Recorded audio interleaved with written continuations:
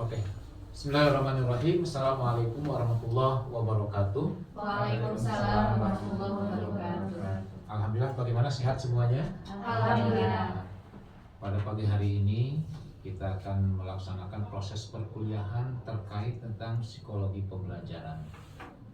Coba Bu Ririn, apa yang dimaksud dengan psikologi pembelajaran itu?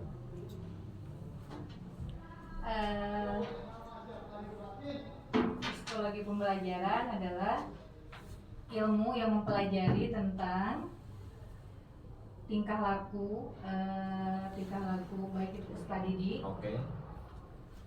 dalam menghadapi kalau sekarang di sini ininya lebih ke kesiapan siswanya dalam mengikuti pembelajaran. Oke, Itu menurut sip. saya. Oke, Pia, silakan. Apa yang dimaksud dengan psikologi pembelajaran? Yang menjawab Pak, untuk psikologi pembelajaran adalah ilmu yang mempelajari tentang bagaimana kita bisa membaca karakter siswa sebelum kita memberikan pembelajaran atau sebelum kita mengawali pembelajaran. Oke. Jadi intinya adalah bahwa psikologi pembelajaran itu bagaimana kita mempelajari karakteristik peserta didik. Karena peserta didik yang kita hadapi itu memiliki berbagai macam karakter. Kalau Anda semuanya misalnya ketika mengajar itu tentunya siswa berjumlah 30, maka 30 karakter yang mesti Anda hadapi. Dan itu semua tentunya bisa kita gali, bisa kita gaji, bisa kita telaah melalui psikologi ini. Sebagaimana halnya yang akan kita pelajari. Rahasia guru hebat menghadapi peserta didik yang mengalami kegagalan. Karena setiap peserta didik itu tidak semuanya bisa.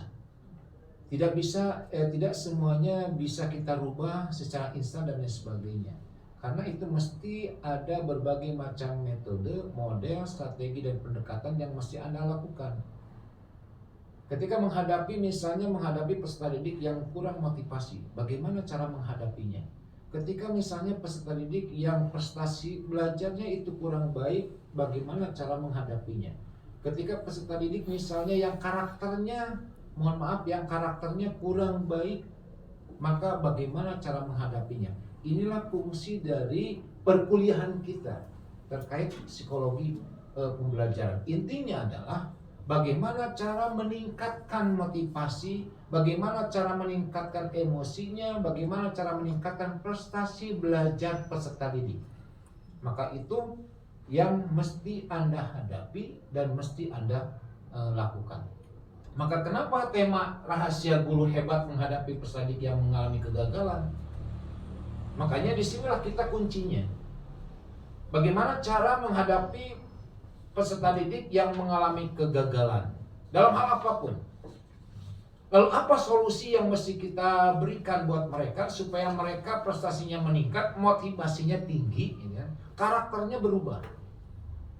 Sebagaimana dalam sistem kan dijelaskan bahwa tujuan pembelajaran itu adalah untuk apa? Satu, untuk meningkatkan keimanan, ketakwaan kepada Allah, untuk membentuk peserta didik yang pintar akalnya, untuk membentuk peserta didik yang bertanggung jawab, mandiri, dan yang terakhir adalah peserta didik yang berakhlakul karimah.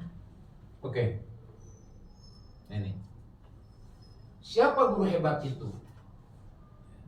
Guru hebat itu adalah guru yang berani mengajar dengan tidak berhenti belajar, serta selalu ditunggu-tunggu kehadirannya oleh peserta didik. Kadang-kadang peserta didik itu macam-macam.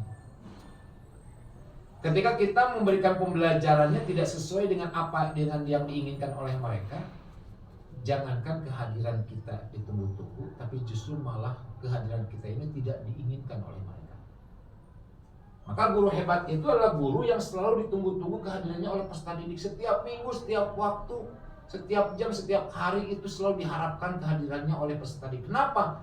Ternyata Anda dan kita semua sebagai calon-calon guru itu adalah ternyata dalam proses pembelajarannya menyenangkan mereka, membuat mereka tertarik sehingga setiap waktu selalu diingat dan selalu ditunggu-tunggu kedatangannya. Itu guru hebat. Lalu adalah guru yang berani mengajar dengan tidak berhenti belajar, seperti halnya Anda sekarang ini. Walaupun dipenuhi dengan kesibukan Anda mengajar di kelas, di sekolah masing-masing, tapi Anda tetap ingin meningkatkan kompetensi Anda sebagai calon-calon guru. Tidak berhenti belajar. Kenapa? Guru hebat itu terus ingin meningkatkan kompetensinya. Supaya apa? Supaya apa yang Anda harapkan sebagai guru itu bisa mencapai sasarannya.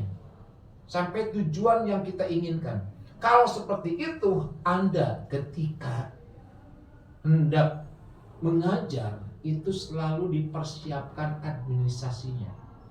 Metode apa yang tepat untuk Anda berikan kepada mereka, model apa yang mesti dilaksanakan untuk menghadapi peserta didik itu supaya mereka itu belajarnya senang. Bukan malah Bukan malah jenuh. Makanya kalau seandainya Anda sudah mampu menerapkan strategi, model, metode, dan sebagainya dalam proses pembelajaran, sehingga muncul yang namanya Pak Ikam itu. Proses pembelajaran aktif, inovatif, kreatif, dan menyenangkan. Kalau sudah seperti itu, maka Anda pasti akan menjadi guru yang diharapkan kehadirannya oleh peserta didik. Lalu yang selanjutnya, ini problem peserta didik. Apakah Bapak Ibu guru pernah merasa kewalahan menghadapi peserta didik yang mengalami kegagalan? Ya. Kewalahan enggak? Ketika menghadapi peserta didik yang karakternya itu tidak bisa berubah, ketika peserta didik yang prestasi belajarnya itu tidak bisa meningkat, ketika menghadapi peserta didik yang motivasinya itu sama sekali tidak meningkat. Makanya gagal mendapatkan nilai atau ranking yang diinginkan, pasti Anda stres. Ketika menghadapi peserta didik rankingnya 30, 29, dikasih kita les, ternyata malah buntu, tidak ada peningkatan, gitu ya. Atau bingung menghadapi peserta didik yang malas belajar. Nah, ini motivasinya kurang. Lalu dan jarang mengerjakan tugas, selalu datang terlambat dan tidur di dalam kelas atau ketinggalan jauh dalam pelajaran. Pernah mengalami seperti itu? Iya. Pernah? Motivasi kurang, belajar malas, terlambat, iya, dalam berpakaian dia tidak rapi, nilainya kurang baik, gitu kan? Ke guru melawan dan lain sebagainya. Pernah mengalami seperti itu? Maka tentunya ada solusinya. Nah, bagaimana solusinya untuk menghadapi peserta didik yang berbagai macam cara seperti itu? Ya. Maka pertama adalah diskusikan dengan orang tua. Jalin komunikasi yang baik dengan orang tua. Misalnya motivasinya kurang, Anda panggil orang tuanya ke sekolah, atau bila perlu Anda datang ke rumahnya, bahwa si A itu ketika mengikuti proses pembelajaran yang kita ampuh itu ternyata motivasinya itu kurang baik. Yang kedua adalah beri motivasi, tumbuhkan rasa percaya diri peserta didik. Maka dalam pendahuluan itu, dalam proses pembelajaran itu, pendahuluan itu dimulai dengan memberikan motivasi peserta didik untuk tidak malas mengikuti pembelajaran yang kita laksanakan. Anda gali semuanya supaya apa? Supaya proses pembelajaran yang kita lakukan itu justru malah meningkatkan motivasi mereka. Maka nanti muncul tadi yang awal itu, guru yang diharapkan kedatangannya oleh murid-muridnya. Menghadapi peserta didik yang bermasalah mungkin bisa membuat frustasi dan lelah. Pasti capek mikir peserta didik itu. Motivasinya kurang, pikiran kita terkuras, di samping kita menyiapkan administrasi pembelajaran, kita menghadapi peserta didik yang kurang, yang malas, yang kurang motivasinya. Itu pikiran kita terkuras, tentunya. Tapi coba bayangkan bagaimana dengan perasaan murid tersebut. Bisa jadi dia lebih frustasi dan kesal terhadap dirinya sendiri. Ya barangkali saja ternyata dia juga malas. Oh, kok saya itu seperti ini? Ketika mengikuti proses pembelajaran, kok saya itu seperti ini? Ada apa dengan ini? Kan gitu. Anda misalnya sebagai guru nanti, calon-calon guru misalnya, ya, ketika memberikan itu menghadapi peserta didik yang seperti itu, mungkin Anda pun akan bertanya, ya, Atau mungkin Anda sekarang misalnya ketika mengikuti perkuliahan seperti ini sering terlambat, betul nggak? Sering terlambat, mungkin akan bertanya-tanya, kenapa saya sering terlambat? Mengapa dalam proses mengikuti perkuliahan ini kok saya ini standar saja, tidak ada motivasi sama sekali. Tapi ketika mindset kita dirubah, bahwa kita datang ke sini untuk mengikuti perkuliahan adalah untuk meningkatkan kompetensi yang kita miliki, maka tentunya akan Anda ketika mengikuti perkuliahan itu sesuai dengan tupoksinya yang sudah ditetapkan. Ya. Lalu selanjutnya, tanya dan tawarkan bantuan. Anda mungkin bisa terkejut mendengar responnya.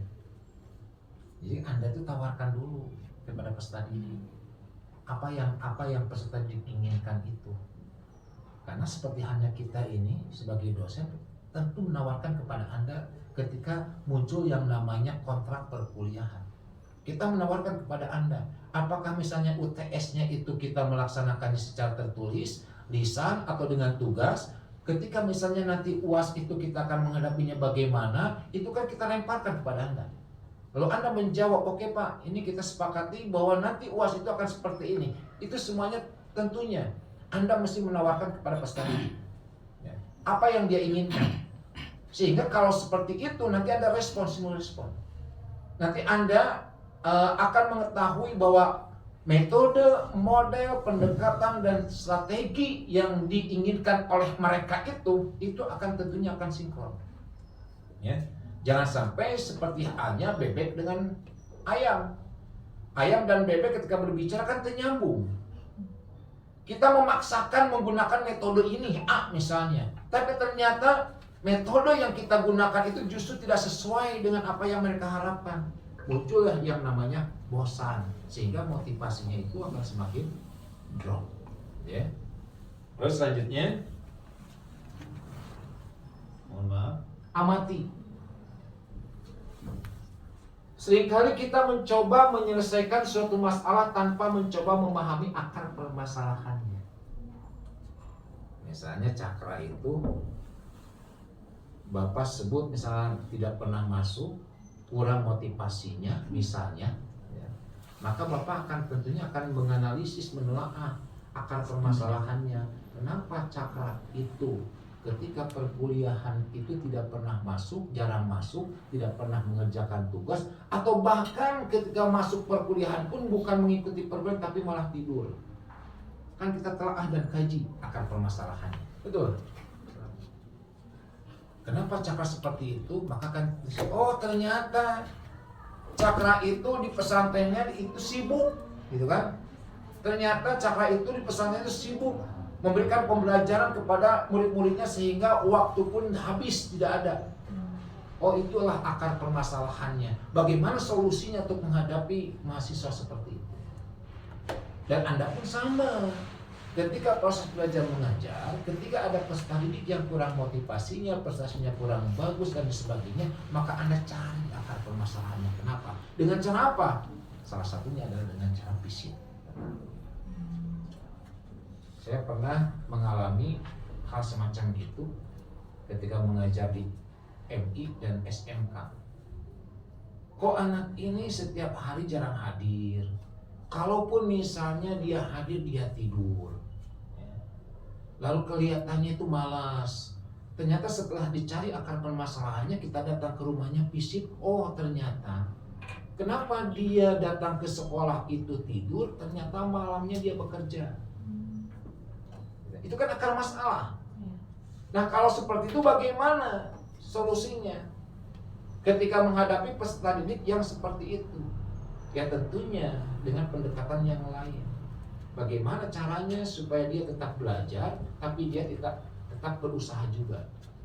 Dua-duanya kita akan bertemu nanti insya Allah minggu yang akan datang dengan pembahasan yang berbeda. Mudah-mudahan kita semua selalu diberikan naungan oleh Allah Subhanahu Wa Taala, selalu diberikan kesehatan oleh Allah Subhanahu Wa Taala, dan mudah-mudahan Anda semua tercapai menjadi guru-guru yang hebat, guru-guru yang selalu didamba-dambakan kehadirannya. Itu saja. Assalamualaikum warahmatullahi wabarakatuh. Waalaikumsalam warahmatullahi wabarakatuh. Fokus dari nama